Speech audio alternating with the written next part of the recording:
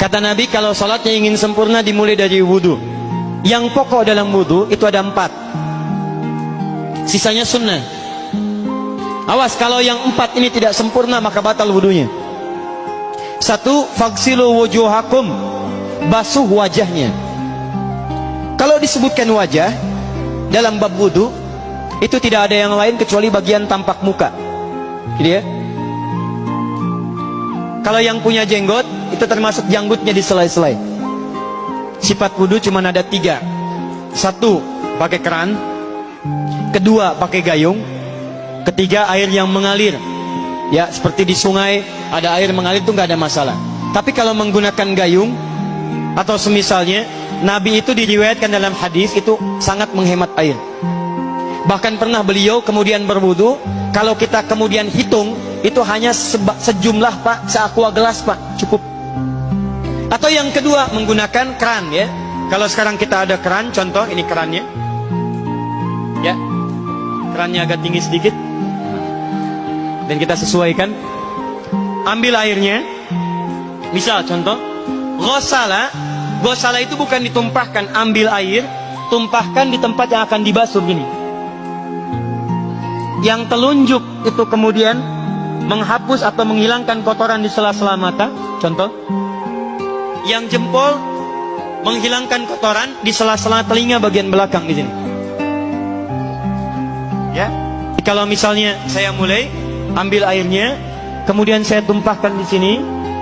Yang telunjuk membersihkan di jari-jari di sini, di sela-sela mata. Yang jempol kemudian membersihkan di sela-sela di bawah telinga sini. Kemudian di selesai. 1. Tahan sebentar ya, ini praktek dulu sebentar. 2. Wa aydiyakum ilal marafiq, ini yang sering keliru.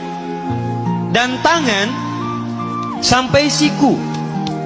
Jadi saat kita mengambil air wudhu, ambil airnya, tumpahkan dari sini ilal marafiq sampai ke siku ke sini. Balikan lagi ke depan.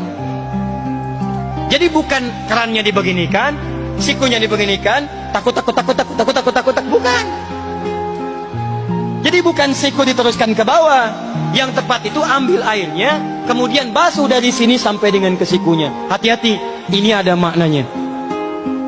Dan jika benar di hadis Muslim, jika orang wudunya benar seperti ini, maka bersamaan dengan jatuhnya air wudhu itu, jatuh pula dosa-dosa dan kotoran yang melekat pada anggota tubuhnya.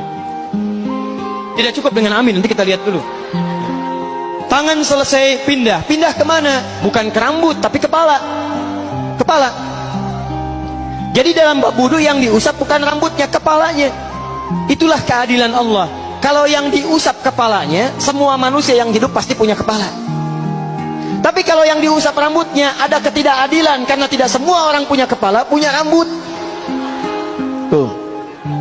Nah sekarang lihat sini. Ketika kita diminta mengusap kepala, bahasanya masaha. Masaha itu begini. Ini cek punten. Bismillah. Ini ya. Ambil airnya, tumpahkan, baru kemudian diusapkan ke kepalanya. Paham ya? Kalau yang ghosala, ambil, tumpahkan di tempat yang akan dibasuh. Tapi kalau masaha, hati-hati. Ambil airnya, tumpahkan, baru diusap. Jadi bukan diambil air, tumpahkan di kepala begini. Yang dibasuh kepalanya bukan rambutnya. Jadi kalau ada laki-laki sudah dandan, sisiran, rapi, tiba-tiba keran dibuka, yang diusap cuma rambutnya, ulak. Itu batal wudunya. Tidak sah. Terus diulang. Terakhir kaki dibasuh sampai dengan bagian mata kakinya, dan ini tidak perlu saya terangkan karena mudah bagi kita untuk mempraktekannya. Tapi yang ingin saya jelaskan satu ini saja. Perhatikan baik-baik.